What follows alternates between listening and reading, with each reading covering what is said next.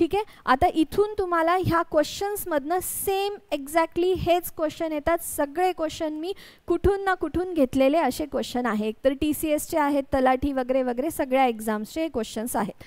इथून तुम्हाला मला जे इररेग्युलर ॲडजेक्टिव्सबद्दल शिकवायचं आहे ते कळून जाईल. He is dash than I expected, म्हणजे तो डॅश आहे मी विचार केला होता त्याच्यापेक्षा. आणि इथे तुम्हाला कंपॅरेटिव्ह फॉर्म ऑफ लेट वापरायचा आहे, म्हणजे तो व्यक्ती लेट आला, जेवढा मी विचार नाही केला तितका लेट आला. तर आता याचा कंपॅरेटिव्ह फॉर्म काय होणार लेटचा? लेट, लेटर आणि लॅटर हे दोन होतात. या दोघांपैकी कोणता वापरायचा आहे हा शिकवायचा आहे मला तुम्हाला. आधी तुम्ही सांगा, सांगू शकता का? दोन ऑप्शन्स आहेत तुमच्याकडे. याला आपण ए म्हणू आणि याला आपण बी म्हणू. ए वापराल की बी वापराल? पटपट सांगा. लॅटर मीन्स नंतर, मग लेटर म्हणजे पण नंतरच आहे ना चैताली. काय फरक आहे दोघांमध्ये? फरक हा आहे जेव्हा तुम्ही हे लॅटर वापरता तेव्हा ती पोझिशन किंवा ऑर्डर बद्दल बोलता तुम्ही. जर मला म्हणायचं आहे बी कम्स लॅटर, तेव्हा मी वापरणार लॅटर. पोझिशनमध्ये बी ए नंतर येतो. पोझिशनसाठी जेव्हा आपण वापरतो तेव्हा हे LATTER आपण वापरतो, ऑर्डर किंवा प्लेस.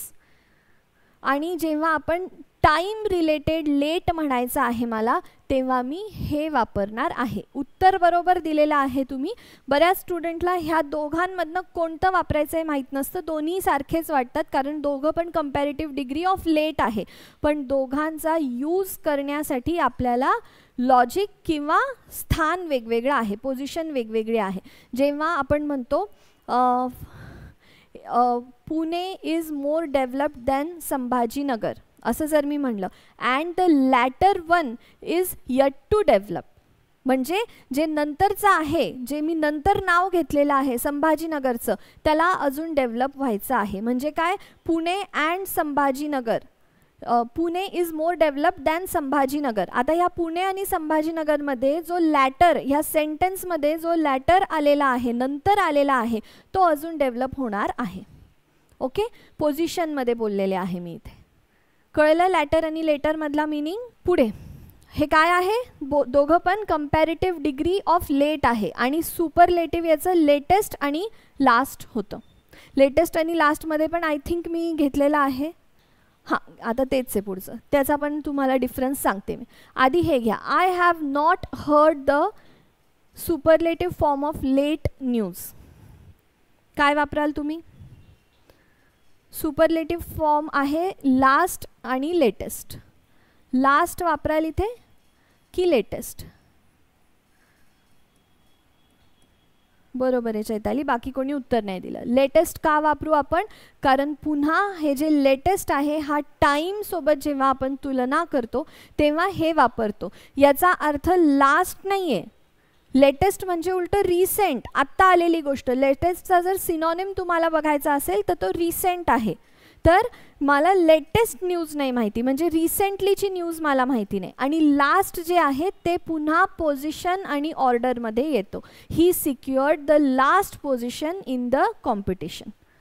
प्लेस आणि ऑर्डरमध्ये तो लास्ट आहे. आपण असं नाही म्हणणार he secured the latest position. Latest म्हणजे लेटेस्ट आता काहीतरी सेल आलेला आहे, लेटेस्ट काहीतरी ऑफर आलेली आहे. लेटेस्ट म्हणजे न्यू एडिशन, आत्ता रिसेंटली आलेलं आहे ते. ओके, तर लेटेस्ट आणि लास्ट हे दोघं पण सुपरलेटिव्ह फॉर्म ऑफ लेट आहे. But both comes in different context and that's why this both are irregular adjectives. Clear आहे?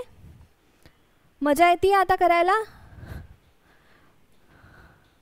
पुढे, the dash chapters are lacking in interest. Comparative form of late वापरायचा आहे. Comparative form of late कोणते कोणते आतापर्यंत पाठ झालं असेल? लॅटर आणि लेटर. आता आपण इथे म्हणत आहोत की जो ऑर्डरमध्ये शेवटचा चॅप्टर आहे एखाद्या बुकचा तो कमी इंटरेस्टिंग आहे. तर इथे लॅटर नाही म्हणणार आपण, LATTER हे वापरू आपण इथे. का? कारण की हा ऑर्डरमध्ये लास्ट आहे, टाईममध्ये नाही आलेला आहे हा.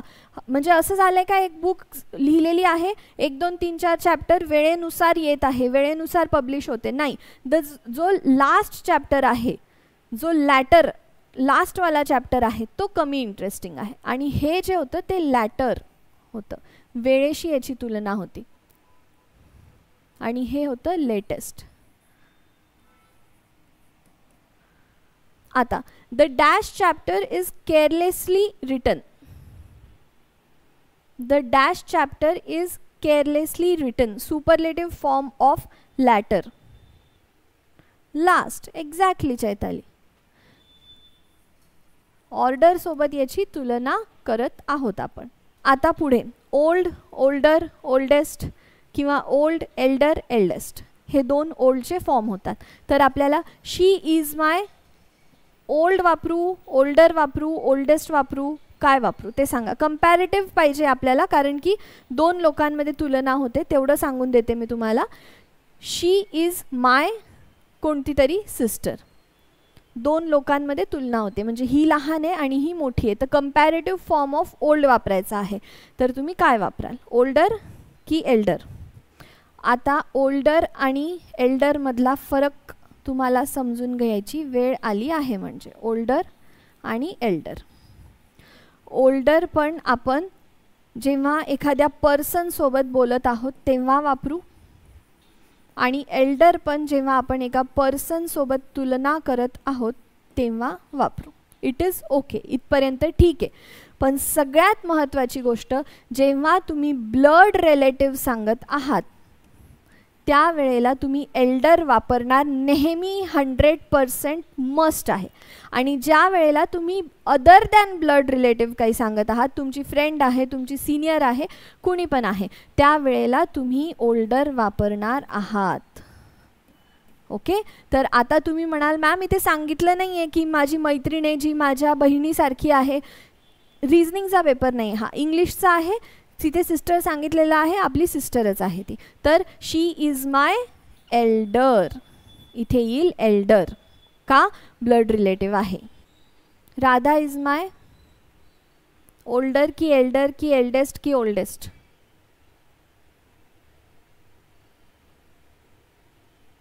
जर इथे असतं Radha is my dash daughter amongst all, तर मी म्हटलं असतं एल्डेस्ट डॉटर अमंगस्ट ऑल. इथे फक्त सांगितलेलं आहे की एकटी मुलगी आहे आणि ही माझी मोठी मुलगी आहे असं सांगायचं आहे, तर ही माझी एल्डर डॉटर आहे. Aditya is dash to his sister, तुलना झाली आहे, सोपा आहे. Aditya is elder to his sister. This is the dash temple in Mumbai, इथे काय वापराल सांगा? चैताली बरोबर. आणि इथे आता second point related to older आणि एल्डरमध्ये येणार आहे. दोघं पण पर्सनसाठी वापरतो आपण. हा ब्लड रिलेशनसाठी नाही, हा ब्लड रिलेशनसाठी आहे. आणि ओल्डर जे आहे ते एखाद्या वस्तूबद्दल पण असतं, थिंग्सबद्दल पण असतं, पण हे कधीच 2 थिंग्सबद्दल नसतं. फक्त पर्सन सोबत तुलना करायची आहे तर एल्डर एल्डेस्ट येतं. Living thing, that too person, that too blood relation. Older जे आहे ते नॉन लिव्हिंग थिंग्स सोबत होऊ शकतं, लिव्हिंग थिंग म्हणजे पर्सन सोबत होऊ शकतं, आणि जे ब्लड रिलेशन्स नाही आहे त्यांच्यासोबत ओल्डर आणि ओल्डेस्ट वापरणार आहोत. This is the basic and key difference between the old comparative superlative of old adjective. इथे आपण वापरणार आहोत this is the oldest temple in Mumbai. पुढे Chennai is dash from Maharashtra than Hyderabad. काय वापरायचं आहे आपल्याला? फारचं वापरायचं आहे. कंपॅरेटिव्ह की सुपरलेटिव्ह आधी ते सांगा. फार पुन्हा इरेग्युलरमध्ये येतं आणि फारचे 2 वेगवेगळे कंपॅरेटिव्ह आणि सुपरलेटिव्ह होतात.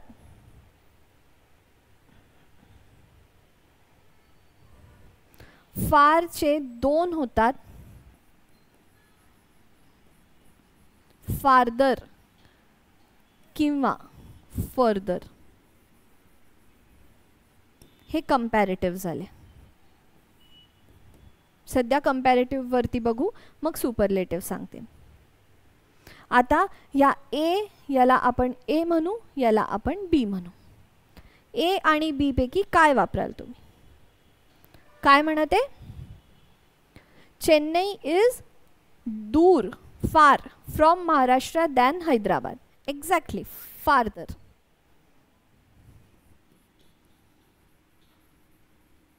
का वापरणार फारदर? दोघांमध्ये काही कॉन्टेक्स्ट आहे? जेव्हा आपण फारदर म्हणतो त्यावेळेला आपण डिस्टन्स बद्दल बोलत आहोत, आणि ज्या वेळेला मी फर्दर म्हणते तेव्हा मी काहीतरी माझ्या टॉपिकमध्ये काहीतरी ॲडिशन करत आहे. समजा मी म्हणेल की वी वेंट टू हैदराबाद, आणि मग पुढे मला अजून सांगायचं आहे further we also went to Chennai, म्हणजे ॲडिशनली अजून इथे आम्ही गेलो प्लस तिथे पण गेलो. फर्दर मला अजून काहीतरी बोलायचं आहे. Will take this point further to the next day. पुढे ॲडिशनली आपण अजून काहीतरी बघू. पण जेव्हा मला फारदर, एखादी गोष्ट दूर आहे, त्यावेळेला मी हा फारदर वापरेल. Both are the comparative degrees of far. कळलंय? लिहून घेताय ना तुम्ही सोबत सोबत? ठीक आहे, पुढचा क्वेश्चन आता. After this he made dash remarks. फारचा पुढचा फॉर्म वापरायचा आहे. कोणता? फर्दर. बरोबर. म्हणजे हे रिमार्क्स तर झाले, फर्दर त्यांनी अजून रिमार्क्स काही सांगितले. ओके, ॲडिशनली त्यांनी अजून काही सांगितलं. पुढे, you must not stretch the issue. पुढे काय? फारचा कोणता फॉर्म? फर्दर. बरोबर.